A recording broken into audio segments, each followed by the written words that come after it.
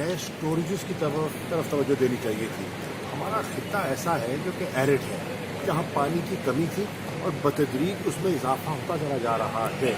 और आज आप देखिए कि आपके शहरी भी मुतासिर हो रहे हैं और आपकी ज़राअत, बिलखसूस ज़राअत मुतासिर हो रही है।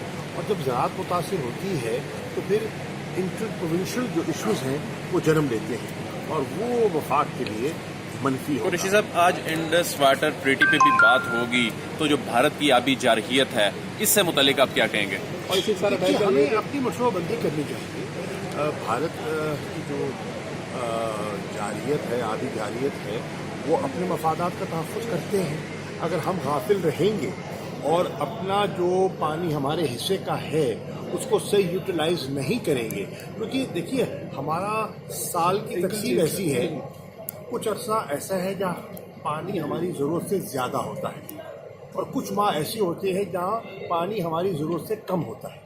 तो उसका बेहतरीन तरीका तो यही है कि जब हमारी ज़रूरत से ज़्यादा पानी हो हम उसको स्टोर करें, स्टोर करके और जब किल्लत का वक्त है तो उसको इस्तेमाल करें और फिर पन बिजली पैदा करें।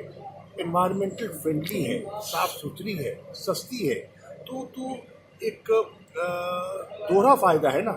ज़राअत के लिए पानी भी पैदा होगा और सनत के लिए बिजली भी पैदा होगा। शाह जी, मेरा एक छोटा सा सवाल है। शाह जी, सवाल ये है कि भारत के साथ पाकिस्तान की ट्रीटी है, लेकिन चाइना की पानी के ऊपर की भारत के साथ ट्रीटी भी नहीं है, किसी के साथ ट्रीटी नहीं है, और भारत पाकिस्तान का पानी इस वजह से रोक रहा है कि चाइना जो है